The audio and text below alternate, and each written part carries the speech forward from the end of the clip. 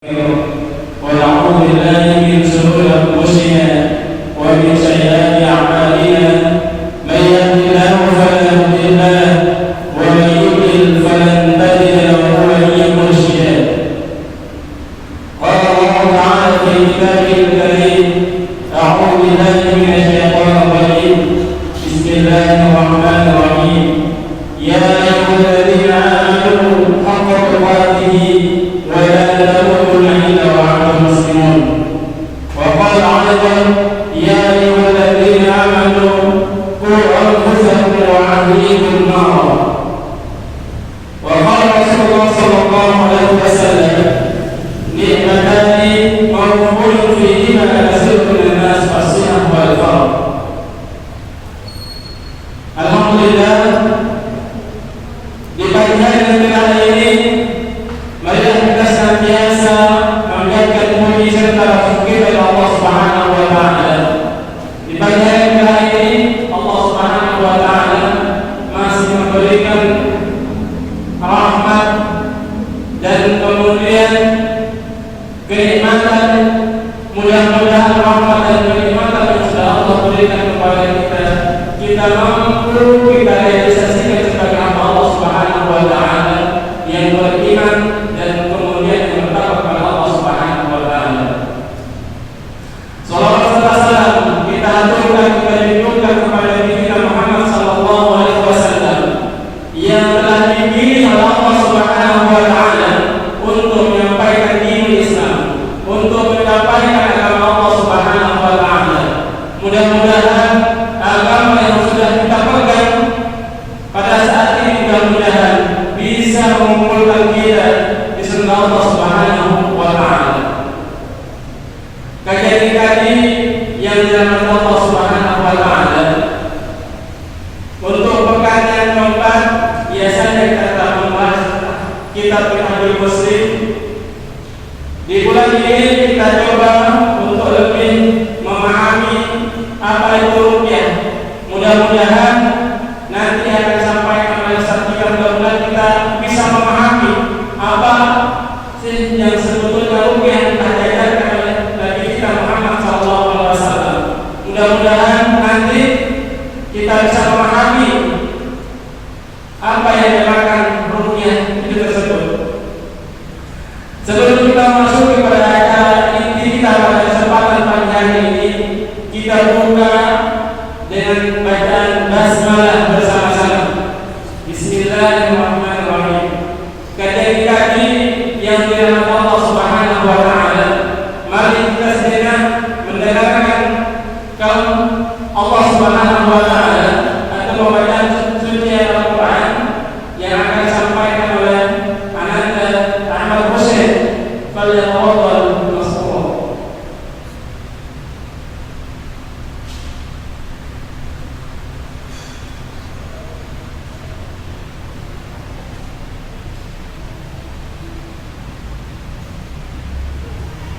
أعوذ بالله من الشيطان الرجيم. بسم الله الرحمن الرحيم. الحمد لله رب العالمين. الرحمن الرحيم. مالك يوم الدين. إياك نعبد وإياك نستعين. اهدنا الصراط المستقيم. صراط الذين أنعمت عليهم غير المغضوب عليهم ولا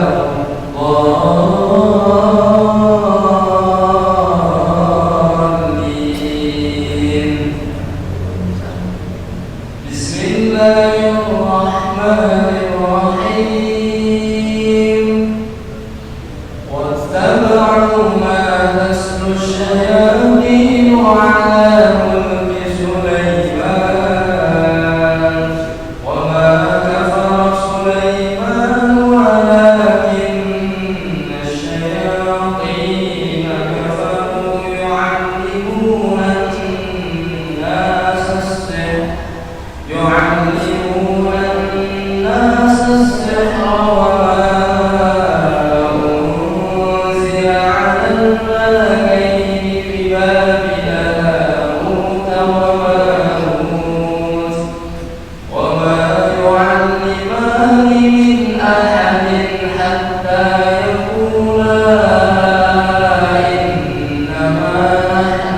فتنة فلا تكفر فيتعلمون منهما ما يفرقون به بين المرء وزوجه وما هم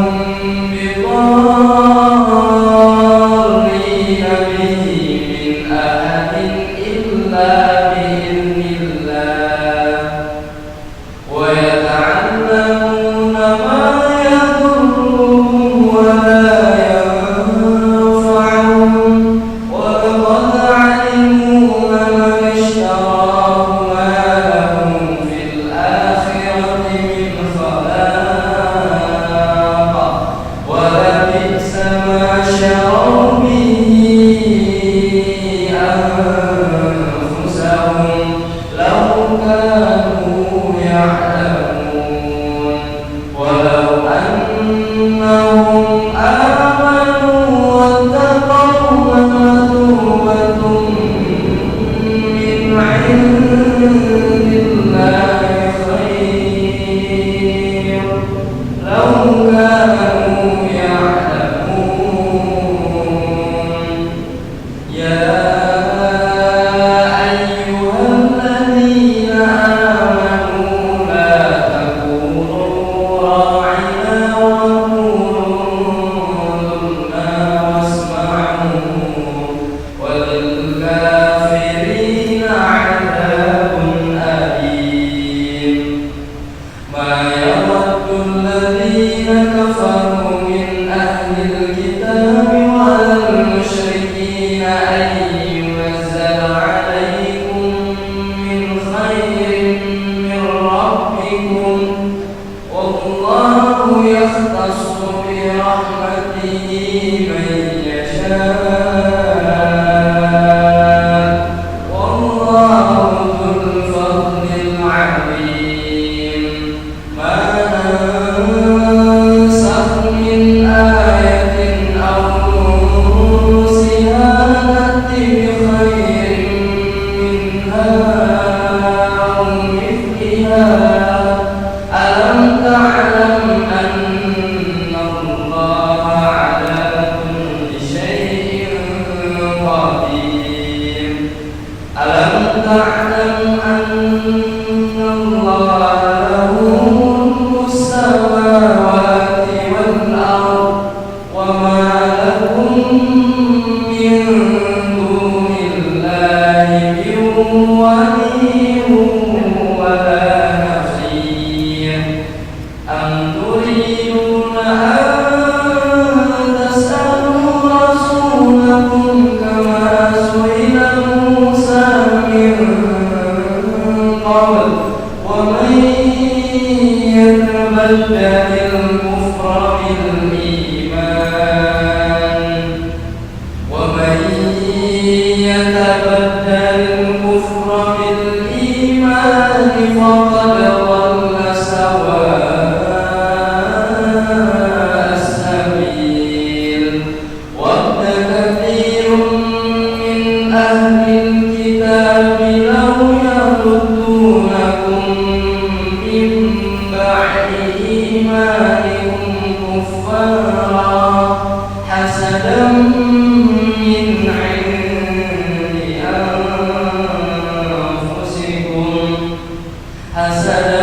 من عند أنفسكم من بعد ما تبين لهم الحق فاعفوا واصفحوا حتى يأتي الله بأمره إن الله على كل شيء قدير وأقيموا الصلاة وآتوا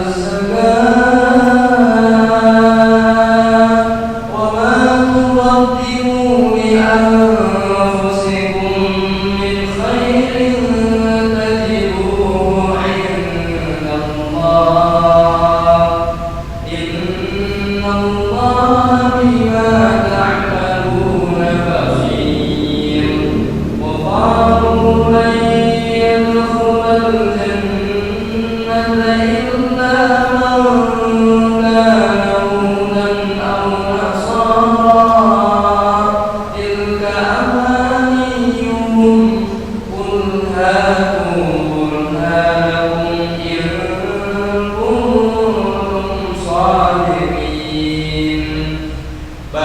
بلى من أسلم وجهه لله وهو محسن فله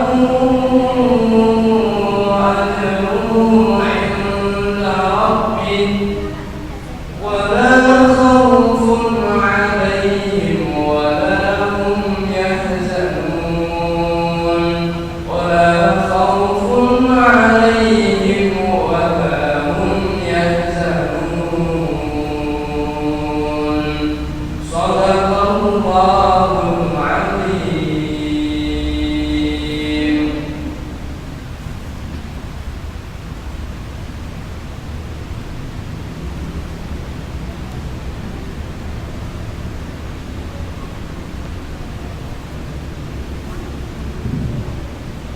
Jazakallahu khairan ila Ahmad Hussein. Mudah-mudahan apa yang sudah dibacakan tadi mudah-mudahan bisa mengamalkan beban kita di keadaan yang terbaik. Kajian tadi yang bermanfaat Allah Subhanahu wa taala masuk ke kajian kita pada hari ini, yaitu kajian Ruqyah Syar'iyyah. Alhamdulillah kali ini kita di Probolinggo bersinergi dengan tim Ruqyah Probolinggo. Mudah-mudahan semuanya diberikan kepada Allah Subhanahu wa taala. Kepada guru besar kita yaitu Ustaz Zakir Isi, waktu dan tempat kami persilakan. Tes. Assalamualaikum warahmatullahi wabarakatuh. Alhamdulillah, alhamdulillahilladzi hadana lil Islam wa zayyana al imana fi qulubina wa karraha ilaina al kufra wal fusuqa wal isyan. Asyhadu an la ilaha illallah wahdahu la syarikalah wa asyhadu anna nabiyyana Muhammadan abduhu wa rasuluhu la nabiyya ba'dah.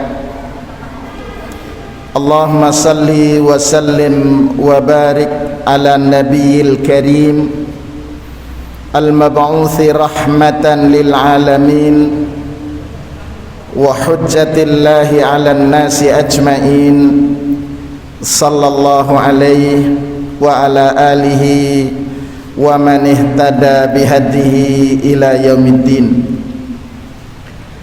Subhanaka la ilma lana illa ma 'allamtana innaka antal alimul hakim. Allahumma inna nas'aluka ilman nafi'a wa rizqan tayyiba wa amalan mutaqabbala.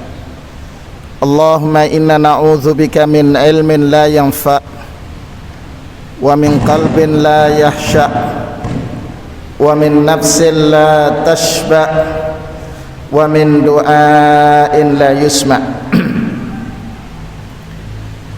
Bapak Ibu jamaah yang dirahmati oleh Allah, Allah Subhanahu wa taala menciptakan kehidupan dan kematian itu adalah sarana Allah untuk melakukan pengamatan dan menguji siapa di antara mereka yang dicintai oleh Allah Subhanahu wa taala. Karena itu Allah menyatakan walladzi khalaqal mauta wal hayata liyabluwakum ayyukum ahsanu amala. Dalam mengarungi kehidupan manusia tidak dibiarkan begitu saja untuk menyatakan iman, melainkan akan melalui proses ujian, dan ujian itu beragam. Ada ujian yang sifatnya kesenangan dan ada ujian yang sifatnya tidak disukai. Allah menyatakan walanabluwannakum bisyai'im minal khaufi wal ju'i wa naqsim minal amwali wal anfusi wath thamarat. Kata Allah, dan sungguh benar kami akan menguji kalian bisyai'im minal khauf, sedikit rasa takut, bisyai'im minal khaufi wal ju', sedikit mengalami kelaparan, kesulitan, wa naqsim minal amwal, berkurangnya pendapatan kita, termasuk jiwa. Jadi semua ujian itu, baik yang menyenangkan, karena menyenangkan itu pun juga ujian, tapi selalu yang ada dalam mindset manusia, ujian itu sifatnya sesuatu yang tidak menyenangkan. Padahal sesuatu yang menyenangkan itu pun juga ujian.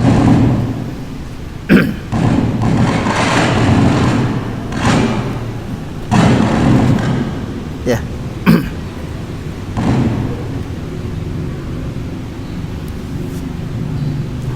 Jadi sekali lagi, ujian itu ada sesuatu yang menyenangkan, ada sesuatu yang tidak menyenangkan. Yang sering sekali lagi yang ada dalam mindset kita berpikir, ujian itu selalu yang sifatnya yang tidak menyenangkan. Termasuk ketika kita berbicara mendapatkan rezeki, rezeki itu selalu identik dengan materi, begitu ya. Bapak Ibu sekalian yang dirahmati oleh Allah, di antara ujian ada yang berbentuk penyakit. Penyakit ini ada sesuatu yang bisa dicerna, diketahui secara medis, ada penyakit non medis. Penyakit non medis mayoritas disembuhkan dengan proses terapi, diantaranya melalui konsep ruqyah. Meskipun kita tidak menafikan ada penyakit-penyakit yang bisa dilakukan pengobatan melalui konsep ruqyah. Karena itu kami ingin pada kesempatan berbahagia ini saya akan membahas terlebih dahulu apa itu ruqyah, kemudian dalil yang dalil-dalil yang disyariatkannya ruqyah, kemudian kapan ruqyah itu bisa dilakukan dan bagaimana syaratnya, termasuk juga nanti membahas contoh-contoh ruqyah yang terjadi di masa Rasulullah SAW. Bapak Ibu sekalian yang dirahmati oleh Allah, ada satu ungkapan yang ditulis oleh para ulama dengan menyatakan begini: Innallaha subhanahu ma anzala da'an illa anzala, jazakallah khair, illa anzala lahu shifaan alimahu man alimah wa jahilahu man jahilah wa min a'zamil ilaj wal asbab al mubarakah hiya ar-ruqyah. Apa maknanya? Sesungguhnya Allah subhanahu wa ta'ala tidak pernah menurunkan penyakit illa anzalalahu shifaan, pasti Allah menurunkan dengan penyakit itu shifaan, penawarnya. Alimahu man alimah, penawarnya ini diketahui oleh mereka yang memang mengetahui, wa jahilahu man jahilah, tapi ada juga yang tidak mengetahui syifatnya, penawarnya. Wa min a'zamil ilaj wal asbabil mubarakah, di antara sarana yang terbaik untuk melakukan pengobatan dan terapi adalah ar-ruqyah. Kemudian timbul pertanyaan, ma huwa ruqyah, ma hiya ruqyah? Ada dua definisi yang disampaikan oleh para ulama. Yang pertama, ar-ruqyah hiya ad-du'a. bi ayyatluba minallahi ta'ala syifa'al marid wa dhihabal illati anhu. Ruqyah itu adalah doa yang di dalam doanya ada permohonan kepada Allah agar Allah menyembuhkan orang yang sedang sakit, sekaligus menghilangkan penyebab yang menjadi sebab sakitnya orang tersebut. Karena itu peruqyah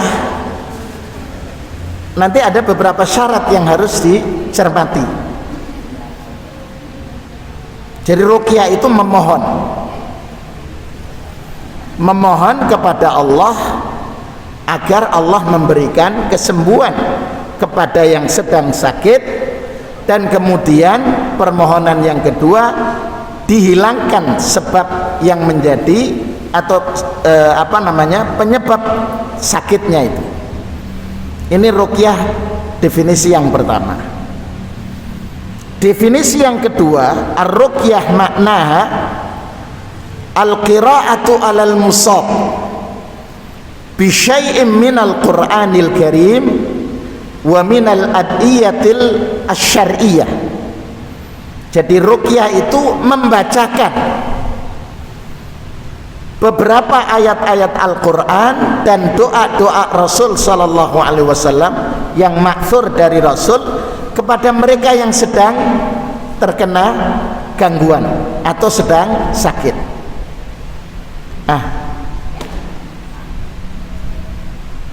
Timbul pertanyaan, kenapa harus diambil dari Al-Quran?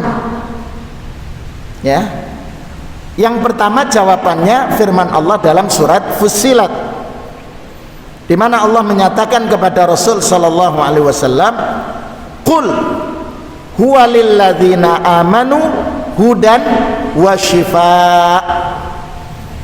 Katakanlah wahai Rasul sallallahu alaihi wasallam, Al-Quran itu bagi orang-orang yang beriman hudan, petunjuk. Yang kedua syifa, penawar. Jadi kalau ada masalah, kita mengalami kegelisahan, maka salah satu upaya pengobatannya adalah dengan membaca Quran. Nah, kalau kemudian baca Quran masih galau, masih gelisah, ini berarti ada masalah pada diri kita. Kenapa? Karena Al-Quran itu kata Allah, huwa lilladzina amanu hudan wa syifa. Quran itu berfungsi sebagai petunjuk dan penawar. Makanya nanti saya sampaikan contoh beberapa yang dilakukan oleh sahabat. Yang kedua, Allah Subhanahu wa taala berfirman dalam surat Al-Isra, kalau tadi surat Fussilat ayat 44. Di dalam surat Al-Isra Allah menyatakan di ayat 82, "Wa nunazzilu minal Qur'ani ma huwa syifaa'un wa rahmah lil mu'minin wa la yazidudz zalimina illa khasara." Wa nunazzilu minal Qur'an, kata Allah, dan kami turunkan dari Al-Quran itu ma huwa syifa, bahwa di dalam Al-Quran itu terdapat syifa, penawar, obat, wa rahmatun lil mu'minin, sekaligus berfungsi memberikan kasih sayang, rahmah, hadirnya rahmat Allah Subhanahu wa ta'ala. Ini dasar yang kedua. Karena itu saya kutip penjelasan dari para ulama setelah menampilkan dua ayat tadi. Beliau mengatakan begini, fal qur'anu syifaa'un minal amradil hissiyati wal amradil ma'nawiyah minan nifaqi wa amradil qulub wa minal humumi wal ahzani wal wasawis. Al-Quran itu, maka Al-Quran syifaun, penawar, minal amradil hissiyah, dari berbagai macam penyakit hissi, psikis, minan nifaq, ya, baik karena nifaq, wa amradil qulub, termasuk segala macam bentuk penyakit hati. Penyakit hati macam-macam. Bapak Ibu sekalian, gara-gara hasad itu bisa menyebabkan orang sakit. Hasad, yeah. Bisa juga karena masalah di jiwa kita membuat orang lain sakit, yang kemudian diistilahkan dengan ain, penyakit ain.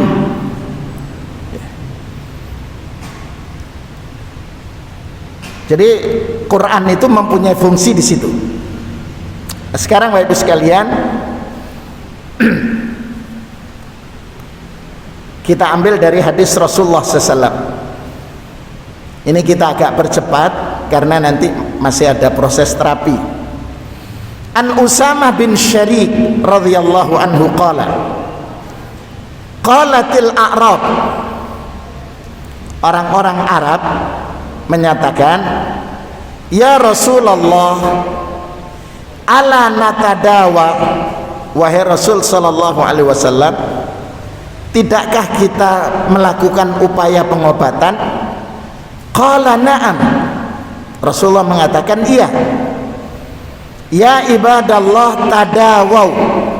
Jadi kalau kita ada masalah penyakit hati, kegelisahan, galau, atau penyakit fisik, perintah Rasulullah SAW tadawau, berobatlah. Fa innallaha lam yasna' da'an illa wada'a lahu shifaan.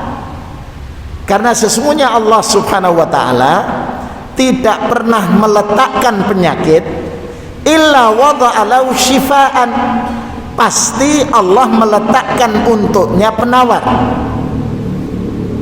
Illa da'an wahidan, kecuali satu penyakit yang tidak bisa itu, tidak bisa diobati. Qalu, mereka bertanya, ya Rasulullah, wa ma huwa, apa penyakit yang tidak bisa disembuhkan? Al-haram, pirsa haram, pikun. Jadi pikun itu tidak bisa diobati, ya, karena al-haram. Berarti yang lain bisa sembuh. Jadi hadis ini menjelaskan kita diperintahkan untuk berobat. Tetapi ada hadis yang lain lanjutannya, riwayat Imam Ahmad, wala tatadawau biharamin, tapi tidak boleh berobat dengan cara yang haram. Misal dulu saya ada tetangga itu kena penyakit diabetes, dan diabetes mellitus, kencing manis, sudah mampu memproduksi gula sendiri sehingga tidak perlu pabrik pabrik gula, tidak perlu. Suatu saat ada yang menyampaikan bahwa katanya ada yang melakukan uji coba, dia berobat dengan cara apa? Mohon maaf, air seni yang pertama kali keluar setelah tidur malam itu dikonsumsi. Ya, ini Pak Haji dan Bu Haji menyampaikan itu. Akhirnya kemudian kita coba, saya diskusi, sembuh katanya, tetangga itu sembuh dengan sebab meminum air seninya itu. Saya katakan tidak mungkin. Kenapa? Rasulullah SAW menyatakan la tatadawau biharamin, jangan berobat dengan sesuatu yang haram. Air seni itu termasuk najis. Tidak mungkin Allah memberikan kesembuhan berasal dari sesuatu yang najis. Ternyata betul. Setelah 3 bulan dia melakukan uji coba, ternyata keputusan dokter harus diamputasi. Dan kemudian mengatakan ternyata betul tidak sembuh, begitu. Jadi Bapak Ibu sekalian, kita diperintah berobat, tetapi berobatnya harus dengan cara yang dibenarkan.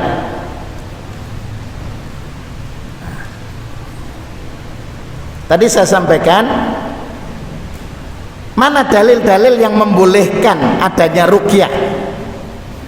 Pertama, hadis yang diriwayatkan oleh Imam Muslim bersumber dari Ibunda Aisyah radhiyallahu anha. Ibunda Aisyah mengatakan, rakhasa Rasulullah sallallahu alaihi wasallam li ahli baitin minal ansar fir ruqyah. Rasulullah memberikan keringanan, memberikan rukhsah kepada salah satu keluarga dari salah satu penghuni rumah dari kaum Ansar dengan ruqyah. Min kulli dhi hummatin. Sebabnya beliau diruqyah itu karena terkena sum. Sum itu racun. Berarti ruqyah itu bisa membantu pengobatan penyakit yang di situ disebabkan karena racun. Seperti yang dialami oleh Rasulullah SAW ketika juga diriwayatkan oleh Ibunda Aisyah radhiyallahu anha, ketika Rasulullah SAW dikasih makanan daging oleh wanita Yahudi, ternyata daging itu dikasih racun. Sempat Rasulullah menikmati sedikit, kemudian dimuntahkan, terus kemudian meminta Ibunda Aisyah radhiyallahu anha untuk meruqyah dirinya. Ini dasar yang pertama, bahwa ruqyah itu dibolehkan berdasarkan penyakit ruqyah untuk penyakit fisik, yaitu kena racun, itu bisa dilakukan pengobatan melalui ruqyah. Yang kedua, ruqyah itu sesungguhnya sudah ada di masa jahiliyah. Artinya pengobatan melalui ruqyah jampi-jampi, ya, itu sudah ada di masa jahiliyah. Seperti yang disampaikan oleh Auf bin Malik radhiyallahu an, beliau menuturkan, kunna narqi fil jahiliyah. Kami di masa jahiliyah itu meruqyah. Faqulna ya Rasulullah, ma taqulu fi dzalik? Bagaimana pendapat engkau tentang ruqyah? Faqal, Rasulullah SAW bersabda, i'ridhu alayya ruqakum. Coba tunjukkan kepadaku, paparkan kepadaku bagaimana ruqyah yang kalian lakukan. Lanjutan hadisnya, la ba'sa birruqa ma lam yakun fihi syirkun. Jadi tidak mengapa melakukan ruqyah selama dalam proses ruqyah tidak ada unsur syirik. Ya, itu. Jadi ruqyah dibolehkan, tetapi dengan syarat tidak ada unsur syiriknya. Yang ketiga, kita ingin tunjukkan hadis yang bersumber dari sahabat Jabir ibni Abdullah Al-Bajali radhiyallahu an. Kata sahabat Jabir, kana li khalun, saya memiliki khal. Khal itu paman dari jalur istri, dari jalur ibu, itu namanya khalun, khal. Kalau bibi, khalah. Jadi Islam itu membedakan, ya. Arab, dalam bahasa Arab itu dibedakan. Kalau amun itu paman dari jalur bapak. Kalau amatun, bibi dari jalur bapak. Jadi ada di bedanya. Kana khali, kana li khalun, saya punya paman dari jalur ibu, yarki minal arqrab, diruqyah dengan sebab kena sengatan kalajengking. Berarti ini penyakit fisik. Fanaha Rasulullah SAW anir ruqa, padahal sebelumnya Rasulullah melarang ruqyah. Fa'atahu, Maka paman tadi mendatangi Rasul sallallahu alaihi wasallam, "Ya Rasulullah, innaka nahaita anir ruqa." Engkau dahulu melarang kami meruqyah. Wa ana arqi minal aqrab. Sekarang saya meruqyah diri dengan sebab terkena sengatan kala cengkeh. Apa kata Rasulullah? Manis tata'a minkum ayyan fa'a akhahu falyaf'al. Siapa di antara kalian mampu bisa memberikan manfaat kepada saudaranya, maka lakukanlah ruqyah. Jadi di sini ada larangan, tapi ada perintah juga dari Rasul untuk bisa memberikan manfaat kepada orang lain.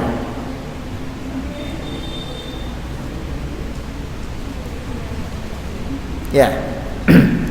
Jadi Bapak sekalian, ada kasus yang lain. Hadis riwayat Imam Bukhari, ketika Rasulullah mengutus utusan singgah di satu kampung untuk berdakwah, tapi kampung itu menolak dan kemudian tidak memberikan layanan kepada utusan Rasul sallallahu alaihi wasallam. Kemudian kepala kampung tersebut terkena sengatan kalajengking, bingung.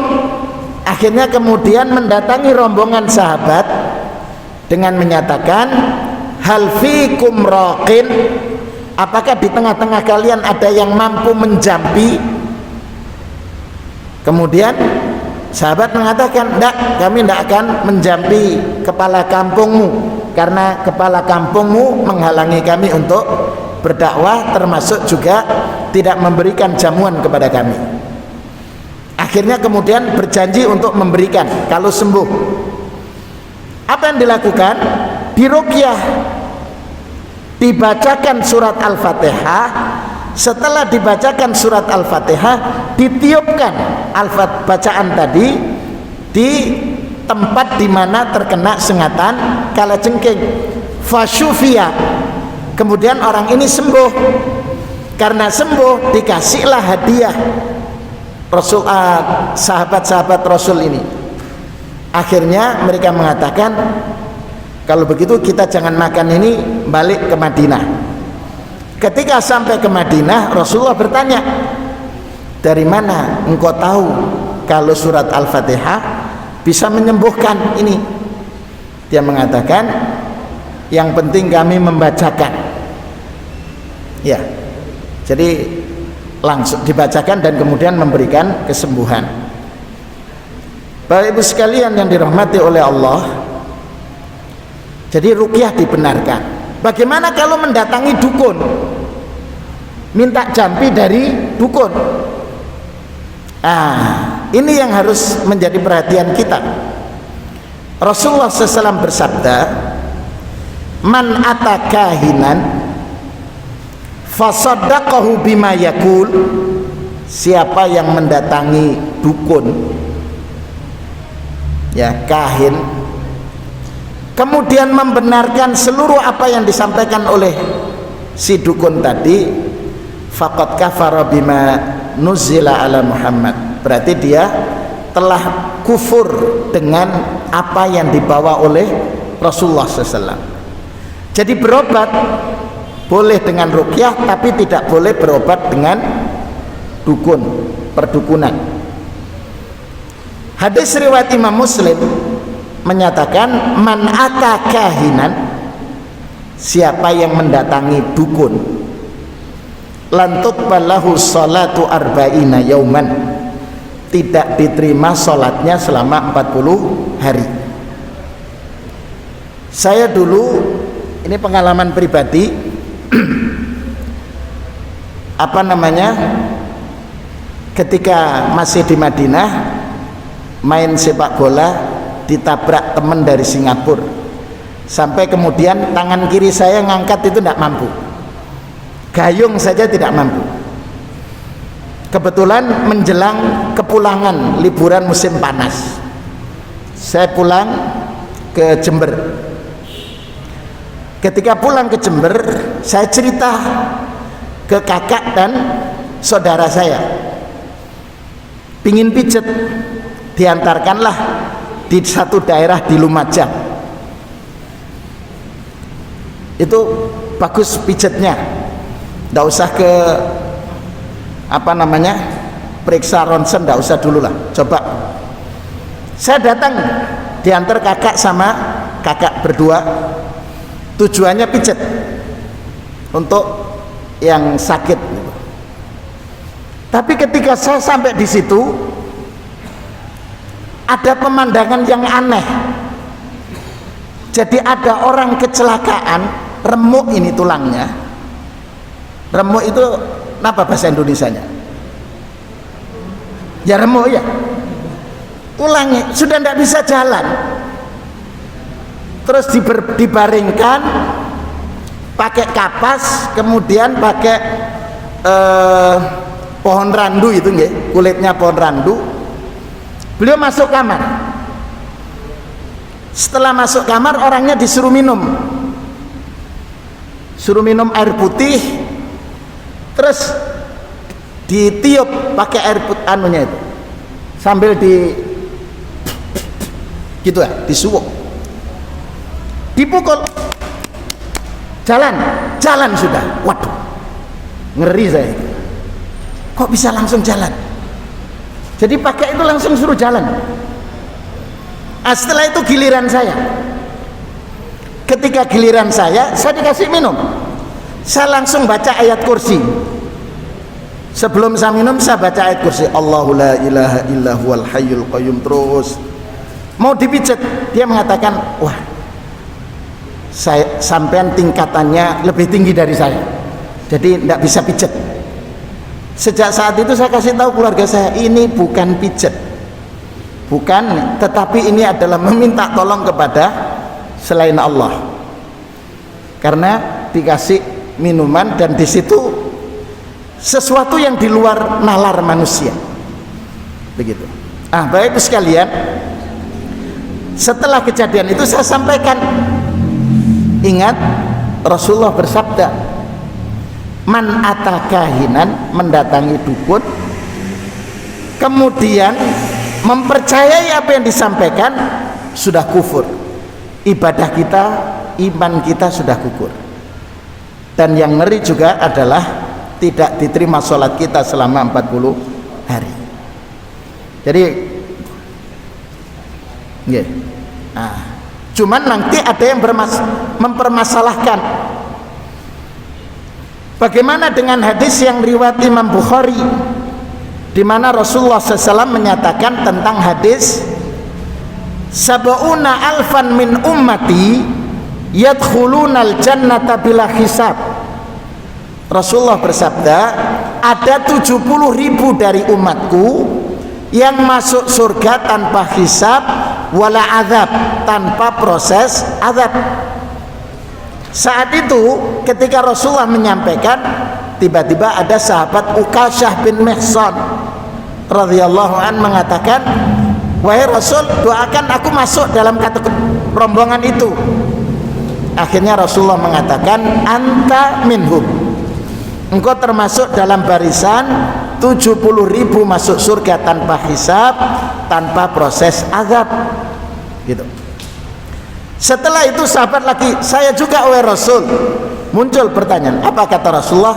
Sabaqaka Ukasyah, Anda didahului oleh Ukasyah bin Mihsan. Setelah itu menjadi pembicaraan para sahabat. Akhirnya kemudian mereka bertanya, kira-kira siapa yang masuk surga tanpa proses hisab, tanpa ada proses azab? Rasulullah mengatakan, humul ladzina la yastarkun wala yatatayyarun wala yaktawun wa ala rabbihim yatawakkalun. Mereka-mereka yang tidak minta diruqyah. Nah ini tadi Rasulullah perintahkan ruqyah, membolehkan ruqyah. Loh, kalau ayat ini, hadis ini menyatakan tidak minta ruqyah. Penjelasan para ulama, Yang dimaksudkan di sini tidak minta ruqyah, yang ruqyahnya di situ ada unsur syirik. Ya, begitu. Jadi ciri yang masuk 70.000 masuk surga tanpa hisab tidak minta ruqyah. Ruqyah yang dimaksudkan adalah ruqyah yang di situ ada unsur kesyirikan. Yang kedua, wala yatatayyarun, tidak tatayur. Apa itu tatayur? Ini contoh sederhana. Kalau dulu mungkin para orang tua kita, kalau di rumah kita pagi hari itu ada burung cemblek ya, cemblek cemplir itu. Ada suara burung itu berkicau, waduh sial ini. Atau melihat burung gagak pagi-pagi, waduh sial, berarti ada yang meninggal. Itu namanya tatayur.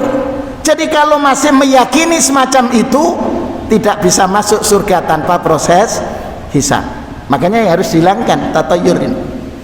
Termasuk berangkat bekerja pagi hari di tengah jalan melihat ular, waduh sial. Itu termasuk tatayur.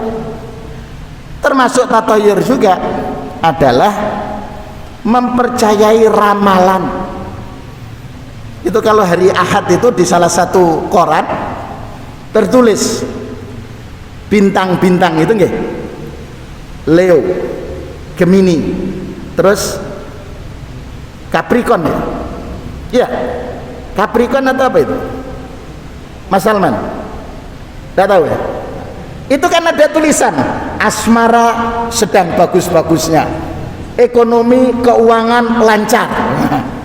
Begitu. Terus, tapi hati-hati, emosi tidak stabil.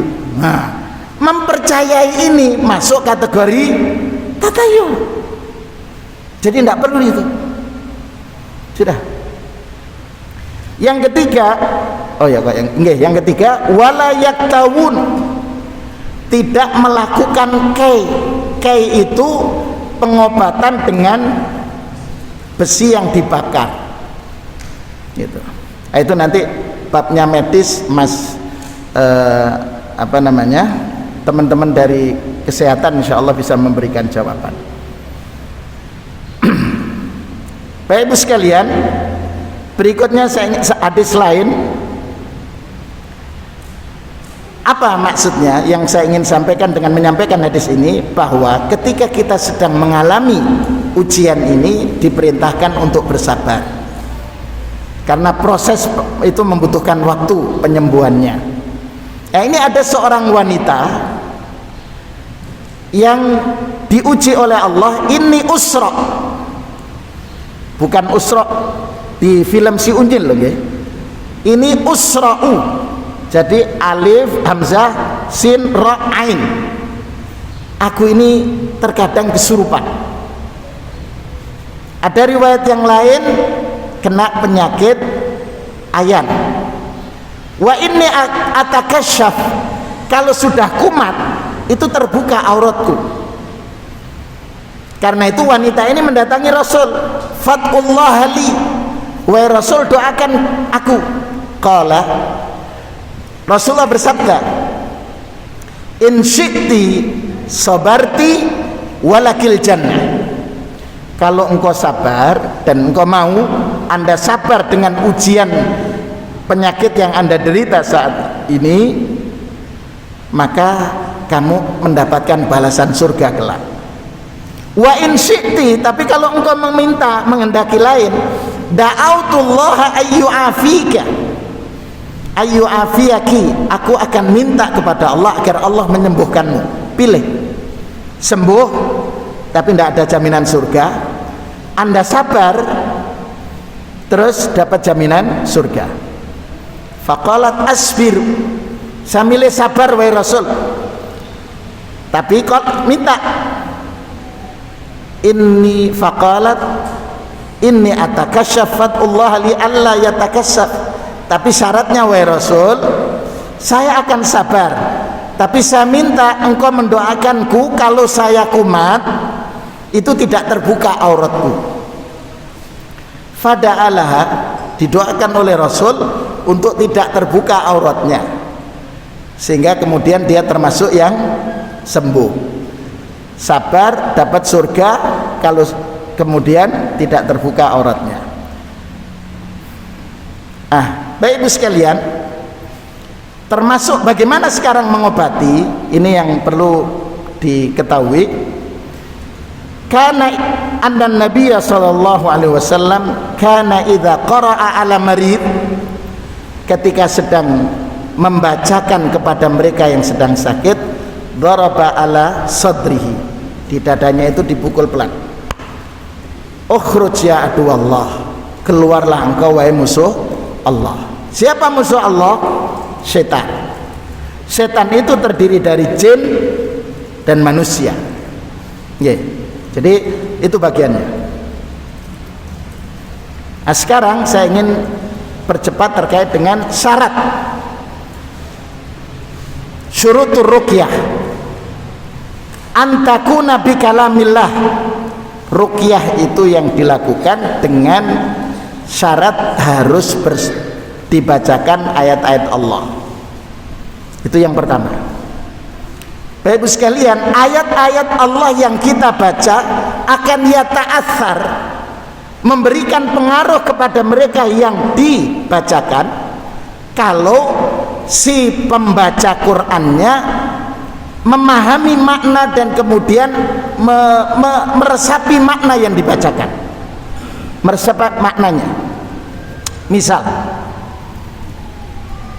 ketika sudah ada masalah, orang ini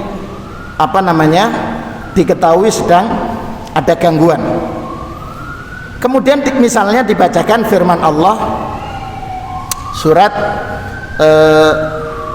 Al-Lail, dibacakan begini, a'udzu billahi minasyaitonir rajim, bismillahirrahmanirrahim, wal-laili idza yaghsha, wan-nahari idza tajalla, wa ma khalaqadz-dzakara wal-untha, inna sa'yakum lasyatta, فَأَمَّا مَنْ أَعْطَى وَاتَّقَى وَصَدَّقَ بِالْحُسْنَى فَسَنُيَسِّرُهُ لِلْيُسْرَى وَأَمَّا مَنْ بَخِلَ وَاسْتَغْنَى وَكَذَّبَ بِالْحُسْنَى فَسَنُيَسِّرُهُ لِلْعُسْرَى وَمَا يُغْنِي عَنْهُ مَالُهُ إِذَا تَرَدَّى إِنَّ عَلَيْنَا لَلْهُدَى. Itu kan Allah menyatakan, فَأَمَّا مَنْ أَعْطَى, siapa yang memberikan hartanya di jalan Allah, membagikan ilmunya di jalan Allah, membagikan waktunya, memberikan manfaat di jalan Allah, wattaqa, kemudian dia bertakwa, menjaga, melaksanakan perintah-perintah Allah, menjauhi larangan-larangan Allah, wasaddaqa bil husna, membenarkan balasan terbaik yang Allah akan berikan, fasanuyassiruhu lil yusra, pasti Allah mudahkan jalan-jalan untuk melakukan kebaikan. Sebaliknya, wa amma man bakhila, mereka yang pelit, dititipi harta oleh Allah, tidak digunakan untuk membantu jalan Allah, membantu orang-orang yang membutuhkan, tidak dikeluarkan zakatnya. Wa kadzdzaba bil husna wastaghna, merasa cukup, tidak perlu kepada Allah, mendustakan janji Allah, fasanuyassiruhu lil usra, maka akan dipersulit, akan dimudahkan untuk melakukan penyimpangan-penyimpangan. Nah, ini contoh. Itu jadi syaratnya antakuna min kalam bi kalamillah au bi asma'ihi wa sifatihi, atau dibacakan asma Allah ketika orang ini sakit, seperti umpamanya Allahumma anta rabb, Allahumma rabban nas, anta syafi, asy-syafi isfi, sembuhkanlah ya Rabb. Yang menyembuhkan siapa? Fa idza maritu fahuwa yashfin. Kalau kita sakit, siapa yang menyembuhkan? Allah. Begitu. Yang kedua, ruqyah dibolehkan kalau syarat yang kedua antakuna mafhumatal makna, bacaan yang dibaca itu difahami, la takunu ibaratan an kalimatin ghairi mafhumah, bukan dengan kata-kata tulisan-tulisan yang tidak ada makna. Itu saya pernah dulu ada seorang tenaga medis yang diuji oleh Allah. Begitu. Suatu saat saya bersama Pak Samsi Allah yarham waktu itu berkunjung ke rumah beliau. Ternyata apa yang terjadi? Katanya supaya dia tetap bisa melakukan aktivitas, dikasih sabuk. Sabuknya itu sabuk ikat pinggang. Harganya waktu itu 7,5 juta. Kemudian saya tanya, ini gimana dokter? Saya serahkan sudah ke monggo Ustaz. Saya minta izin boleh dibuka? Monggo. Intinya yang penting saya sembuh. Sudah. Setelah kita buka, apa isinya Bapak Ibu sekalian? Jadi sabuknya itu di sana ada 4 sapu lidi. Ya, sapu lidi diikat dengan benang warna putih, tapi kemudian ada tulisan Bismillahirrahmanirrahim tapi dipotong-potong. Bis, ba, sin, mem, alif, lam, ha. Kemudian setelah itu lafzul jalalahnya, lafaz Allah dibolak-balik. Begitu. Itu ada. Kemudian ada 3 bunga, daun bunga kenanga. Itu bungkusnya. Saya tanya, tahu jenengan Pak, ini berapa harganya? 7,5 juta Ustaz. Ini teman. Begitu. Karena itu saya minta izin untuk membakar waktu itu. Diizinkan saya bakar, baru kemudian kita mulai meruqyah. Dan ketika proses ruqyah ternyata memang beliau dalam tanda kutip diserang oleh sesama gitu ya. Ya alhamdulillah kemudian sembuh. Sampai saat ini masih beraktivitas. Yang ketiga, ini syarat yang harus dicermati, alla ya'taqida annaha mu'atsiratun bidzati. Kita tidak boleh meyakini ruqyah itu yang menyembuhkan. Ingat, kita tidak boleh meyakini ruqyah itu yang menyembuhkan. Sebab apa? Al-musabbib huwallah. Jadi ruqyah ini hanya perantara, yang menyembuhkannya Allah Subhanahu wa taala. Karena itu sebelum diruqyah, proses ruqyah, Allahumma arki, ya Allah aku meruqyah orang ini. Allahumma arki min kulli da'in yu'dzik, dari segala macam penyakit yang mengganggunya, wa min kulli ainin hasidin idza hasad, dan dari segala macam orang-orang yang hasad, penyakit ain dari orang-orang yang hasad. Yang keempat, Allah tadadhamman syirkan. Ruqyahnya tidak ada unsur syiriknya sama sekali. Nah, dengan begitu maka proses ruqyah ini benar. Bapak Ibu sekalian, ruqyah ini bukan sesuatu yang baru. Ibnu Taimiyah menulis buku tentang masalah ruqyah. Ibnul Qayyim pun juga menulis buku tentang masalah ruqyah. Bahkan Ibnu Muflih pun juga membahas. Artinya bab ruqyah ini sudah menjadi pembicaraan para ulama dan sudah dibahas. Karena itu bukan sesuatu yang baru. Terakhir saya ingin sampaikan kepada para jamaah sekalian, di antara contoh yang pernah dilakukan oleh Rasul adalah ketika ada seorang anak. Jadi seorang wanita mendatangi Rasulullah SAW. Ini hadisnya diriwayatkan oleh Imam Ibnu Majah dengan sanad yang hasan. Si anak ini masru', jadi kesurupan.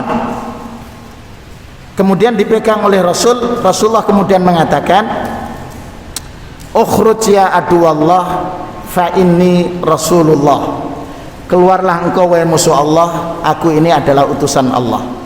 Kemudian si anak ini sembuh dan kemudian diserahkan kembali kepada ibunya. Artinya Rasulullah SAW pun pernah meruqyah sebagaimana dalam riwayat yang disampaikan oleh Imam Ibnu Majah. Kemudian terakhir yang pernah dibaca oleh Rasul berdasarkan riwayat Imam Ibnu Majah adalah Bismillahi arqik wallahu yashfik min kulli syai'in yu'dzik wa min kulli ainin hasidin Bismillahi arqik. Ini barangkali Bapak Ibu sekalian terkait dengan disyariatkannya ruqyah, dan ruqyah ini dibenarkan secara syar'i, dan sekali lagi ruqyah itu tidak menjadi penghambat untuk mendapatkan peluang menuju surga selama proses ruqyahnya tidak ada unsur syirik. Mudah-mudahan apa yang kita kaji pada kesempatan berbahagia ini, Allah catat kehadiran kita dalam majelis ini dijadikan sarana Allah untuk mengampuni dosa-dosa kita. Ilmu yang kita kaji dijadikan oleh Allah menjadi ilmu yang bermanfaat. Subhanakallahumma bihamdika asyhadu an la ilaha illa anta astaghfiruka wa atubu ilaik. Walafu minkum. Assalamualaikum warahmatullahi wabarakatuh. Terima kasih kepada Ibu Ustaz Muhammad yang telah memaparkan tadi yang berkaitan dengan ilmu ruqyah kemudian hadiah kepada Nabi Muhammad SAW. Jadi sebelum kita mulai, sebelum kita serahkan kepada tim ruqyah Bapak Bermonitor untuk mendapatkan keberkahan dan juga kemudahan nanti di awal sampai akhir kepada Ustaz yang memiliki untuk menjawab. Bismillahirrahmanirrahim. Alhamdulillahi rabbil alamin, hamdan yuafi ni'amahu wa yukafi mazidah. Ya Rabbana lakal hamdu kama yanbaghi li jalali wajhika wa 'azimi sultanik. Subhanaka la ilma lana illa ma 'allamtana innaka antal alimul hakim. Allahu ya Rahman ya Rahim ya dzal jalali wal ikram. Engkau zat yang maha mendengar, maha mengetahui, dan maha menyembuhkan. Karena itu ya Allah, pada kesempatan berbahagia ini saudara-saudara kami akan melakukan proses ruqyah. Berikanlah kekuatan kepada saudara-saudara kami untuk menjalankan ruqyah sesuai dengan petunjuk Rasul-Mu. Mereka-mereka yang saat ini sedang Engkau uji, mudah-mudahan Engkau berikan kemudahan dan Engkau berikan kesembuhan kepada mereka.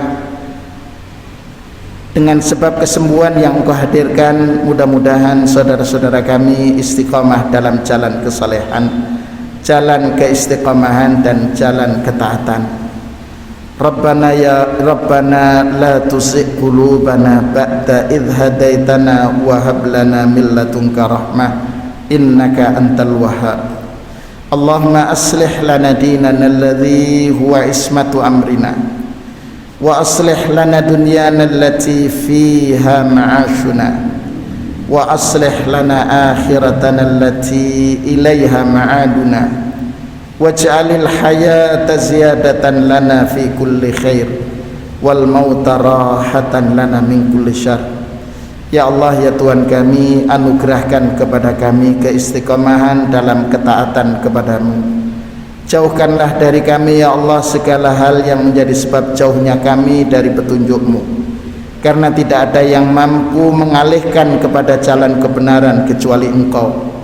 Ya Allah, ya Tuhan kami, bimbinglah kami, bimbinglah keluarga kami, bimbinglah saudara-saudara kami, agar senantiasa cinta terhadap ayat-ayat-Mu, cinta terhadap Rasul-Mu, cinta terhadap syariat-Mu, dan Engkau mudahkan kepada mereka, kepada kita semua untuk mengamalkan perintah-Mu dalam aktivitas harian kami, dalam rumah tangga kami, dalam aktivitas kami bekerja.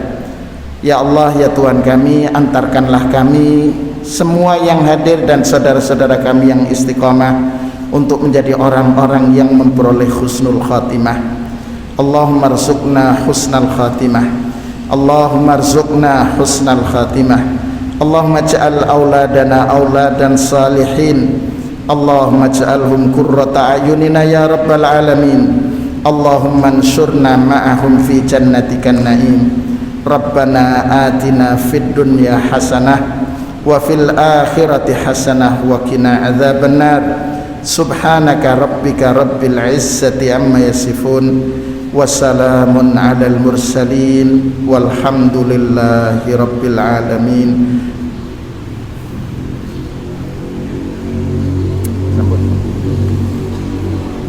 Terima kasih kepada guru kita Ustaz Muhammad yang sekaligus menutup dengan doa yang berkaitan dengan Allah Subhanahu wa taala yang telah tadi penjelasan tentang ilmu ruqyah yang telah dibahas oleh Rasulullah SAW.